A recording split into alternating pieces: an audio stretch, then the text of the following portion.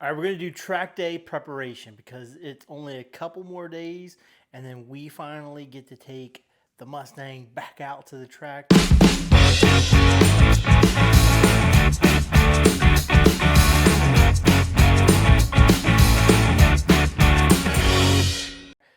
think it's been about 8 months since last time were out on track, and that was from us kind of fixing a couple of issues with the car, made some adjustments, changed the rear end gear. We got new tires, we got big brakes, we got a bunch of things that had changed, and hopefully we're going to kind of hit that goal of breaking past that minute 50 mark and into the minute 40 mark, or at least help us get closer and closer.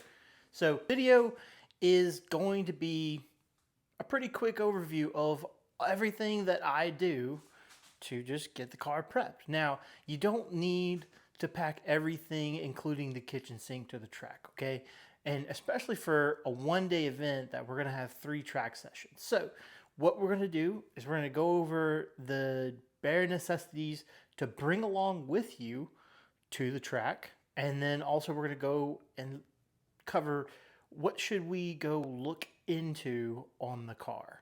We're going to talk about under the car, in the interior, and just general overview of what I look out for, because basically you gotta have to do a nut and bolt check, make sure that the car's put together and nothing's going to sneak up on you, especially if you have a couple days before. Then you still have a chance to kind of go run to the parts store, get parts, fix the car, and still show up for the event that you probably paid, a couple $100 for. So first on the list of things to do for your track car is just go do good maintenance, okay?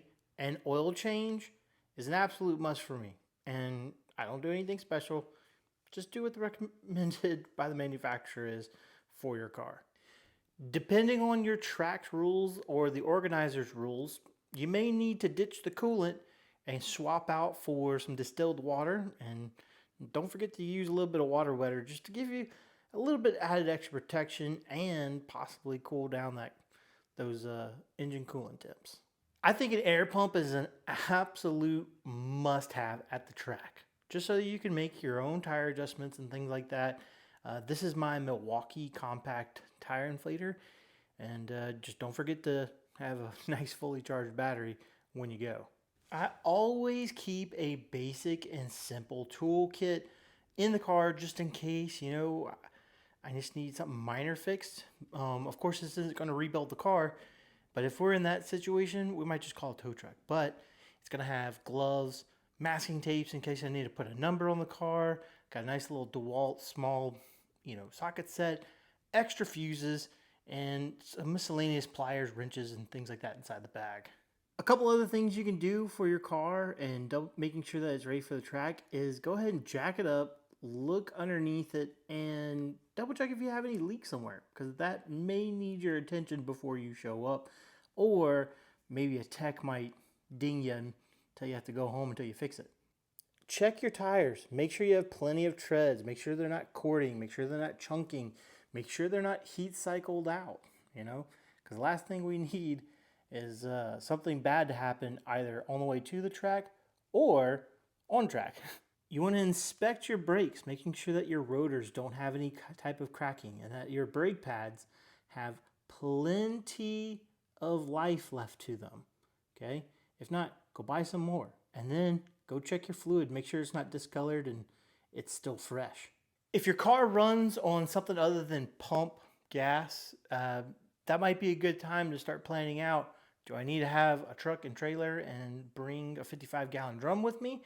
Or is there a gas station, E85 station, race gas available either at the track facility or near the facility?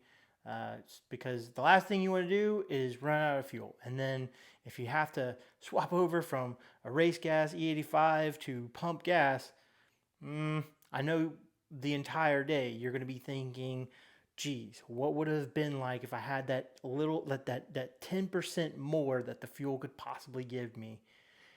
How much faster could I have been? But plan that out right now. Where are you getting your fuel, or is the fuel available near where you're going to go race. So I know I'm covering kind of the generals here of car maintenance, and I'm trying to hit as wide of a spread of general cars that I see that go to the track, and things that most cars would need. So if you have a car that needs a specific thing, specific maintenance, might be a good time to go ahead and take care of that.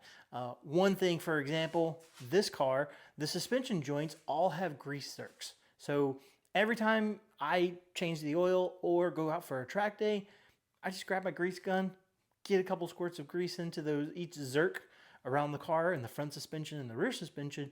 That way, everything's all greased, ball joints will stay happy, and I won't have issues with any of my suspension joints. So go ahead, try to think real hard. Is there something I need? Do I have a rotary engine that might need oil mixed with the fuel, and do I have enough to carry with me to the track? Is there maybe something like valves need to be lashed in your small block Ford or Chevy, or do you need some attention put to a carburetor if you have a carbureted car?